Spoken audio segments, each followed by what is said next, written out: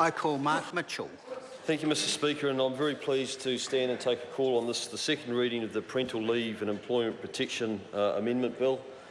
I want to acknowledge the sponsor of the bill, Sue Moroney, and I'd just like to make some opening comments about something that she said in her opening comments in the House today, and that was she looked across the House and she said the National Party is going to get a whole lot of their male MPs to get up and speak to this bill. And the inference from that is somehow that that us as males and fathers and parents somehow have got no skin in the game. We can't actually comment on this. So I just want to highlight. I just want to highlight a point that I made actually through the committee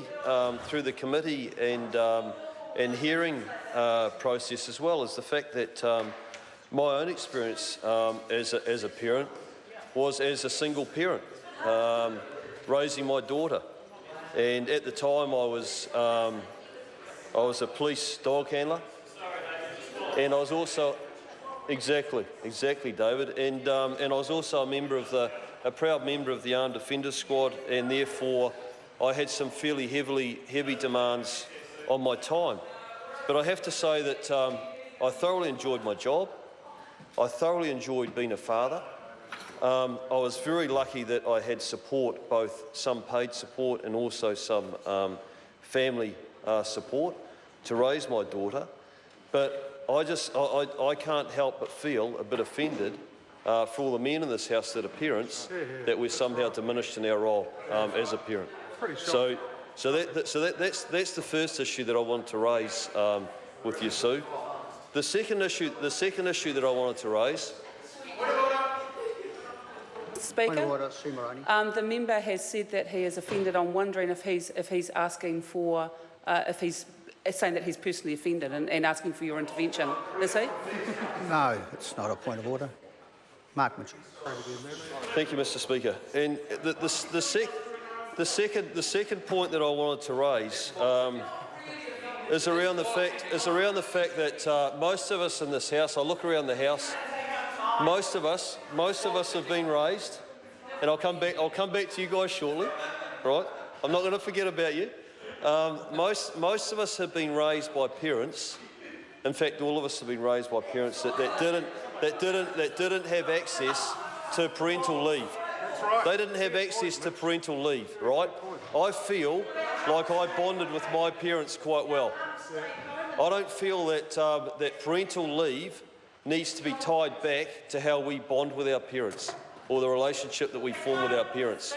I don't believe that parental leave can be tied back, as Ms Moroney says, to the fact that we need to build more prisons to accommodate people that are going to offend because they're unable to bond with their parents. So effectively what you're saying is that parents that choose not to have parental leave or have access for it are not going to be good parents and not going to be able to bond with their parents. Well, so the next Labor Speaker can get up and they can clarify that issue for us in the House, because certainly that's what I heard in your opening address, Ms Moroney. So that can be cleared up.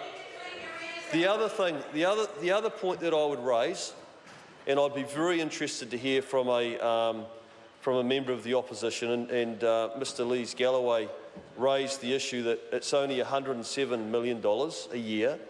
Well, actually, that's a fairly significant number. But what I'm really interested about, and actually, if we go back to 2011 and we think about the general election campaign and the debate that took place down in Christchurch, I think it was, by then the Leader of the Opposition, Phil Goff, the Honourable Phil Goff, and our Prime Minister, when he challenged him on it and he said, where are you going to get the money? Because you're spending like a drunken sailor. And I don't know if everyone in the House can remember, but there was a moment there, the look on Phil's face was of a stud mullet. He looked like a stud mullet. He wasn't expecting to be asked. He wasn't expecting to be asked, how are you going to fund it? Where's the money coming from, Phil? He was caught out by the PM. He didn't have an answer. It was terrible.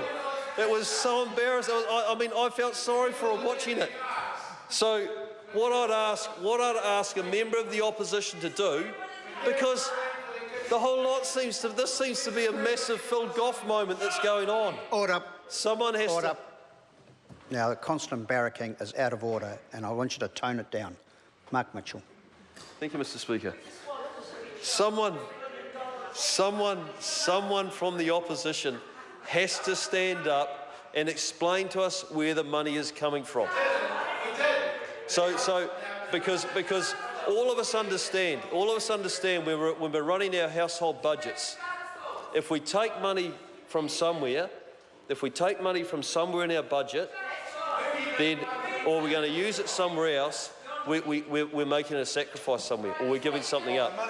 So what I'd like is I'd like a member of the opposition to stand up and walk us through where the money is going to come from, how you're going to fund the policy. In relation to paid parental leave, do we think it's important on this side of the House? Absolutely we do. Absolutely we think it's important, and we think that in this modern world, if we're able to provide that, then we should provide it. At the moment, we're providing 18 weeks, and actually under this government, there's been the biggest increase in paid parental leave than under any other previous governments. And I'd go back to 2007. So this will be interesting too to get some comments on this. In 2007, the Families Commission gave the Honourable Ruth Dyson. I want to acknowledge Ruth because she is a very good chair of our committee. But she was then the Minister of Labour. She received a report which recommended paid parental leave provision be increased to 13 months by 2015, including a month for fathers, which you can probably work out by now I would support. Labor chose not to follow these recommendations, even though the government was running a surplus. Oh, you weren't the government then? Well, in 2007 you weren't the government. So those in 2000. No, I said. Well, if I said 2015, then I apologise. I'll correct that to 2007. So let's go back to 2000. Let's go back to 2007 when you were the government. The next question I've got is why didn't you follow these recommendations? Even though you were running a surplus, even though global economic conditions were very, very good, you're in a position where you had a surplus. Please explain to me. Please get up and explain to me why the then Minister of Labour, the Honourable Ruth Dyson, decided not to take these recommendations and extend it. There's probably a very good reason for it. And the other thing I'd be very interested to hear is why, over the 9 years that Labor was in government, why you didn't progress paid parental leave.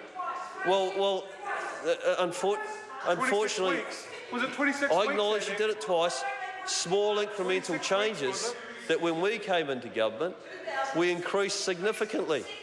It would have been nice if you'd actually taken the same approach that we had and you'd actually given it a real proper nudge, had a real go at it.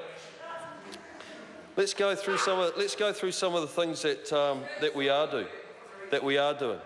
Not only has National increased the duration of paid parental leave in the last 12 months, we've actually widened the eligibility and increased the range of care arrangements. Home for life carers, grandparents and permanent guardians have had their entitlements extended to them under the PPL scheme. We have built that in.